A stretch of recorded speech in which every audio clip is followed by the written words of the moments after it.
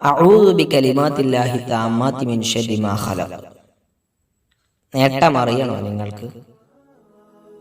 ഇത്ര മഹത്തായ ഒരു ദിക്റിന്റെ നേട്ടം നിങ്ങൾക്ക് കേൾക്കാൻ താല്പര്യമുണ്ടോ എന്ന് ഉണ്ടെങ്കിൽ ഒരല്പസമയം, മിനിറ്റുകൾ ഒന്നും കൂടെ സഞ്ചരിക്കും. അസ്സലാമു അലൈക്കും വറഹ്മത്തുള്ളാഹി വബറകാതുഹു.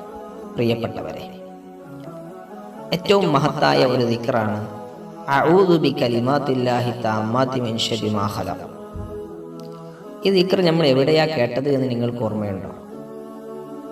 നിങ്ങളൊക്കെ ഹദ്ദാദ് റാത്തീബ് ചൊല്ലുന്ന ആളുകളാണെങ്കിൽ ഇത് നിത്യമായി ചൊല്ലുന്ന ആളുകളായിരിക്കും.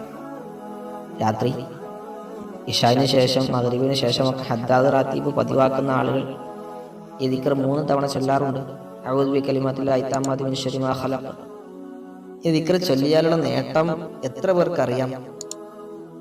എന്നാൽ ഞാനതിൻ്റെ നേട്ടമൊന്ന് പറയട്ടെ. പിന്നെ എപ്പോൾ ചൊല്ലണം, എത്ര തവണ ചൊല്ലണം എന്നും അതിനുശേഷം പറയാം.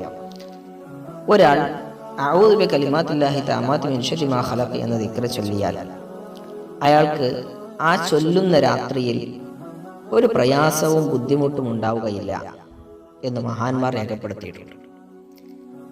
രാത്രിയിൽ ഒരു ബുദ്ധിമുട്ടോ പ്രയാസവും ഉണ്ടാവുകയില്ല. രാത്രിയിൽ ഉണ്ടാകുന്ന ബുദ്ധിമുട്ടുകൾ നിരവധിയാണ്.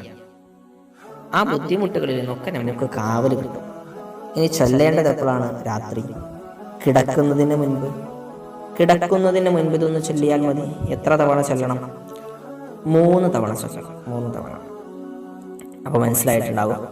3 തവണ കിടക്കുന്നതിന് മുൻപ് അഊദു ബികലിമാത്തില്ലാഹി തആമ്മാതി മിൻ ശർരി മാ ഖലഖ് എന്ന ദിക്ർ ചൊല്ലിയാൽ നിങ്ങൾക്ക് രാത്രിയിൽ ഉണ്ടാകുന്ന പ്രയാസങ്ങൾ തൊട്ട് വലിയ കാവൽ കിട്ടും.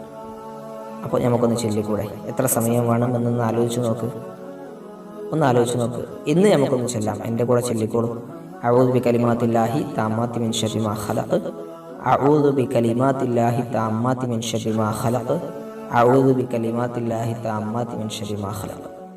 ഇന്നത്തെ രാത്രിയിൽ നമുക്ക് പ്രയാസങ്ങളില്ലാതെ ഉറങ്ങാൻ കഴിയും. അല്ലാഹു പ്രയാസങ്ങളെ തൊട്ട് കാവൽ നൽകട്ടെ. ഒരുപാട് ആളുകൾ കമൻറ്റിലൂടെ ദുആ ചെയ്യാൻ പറഞ്ഞിട്ടുണ്ട്.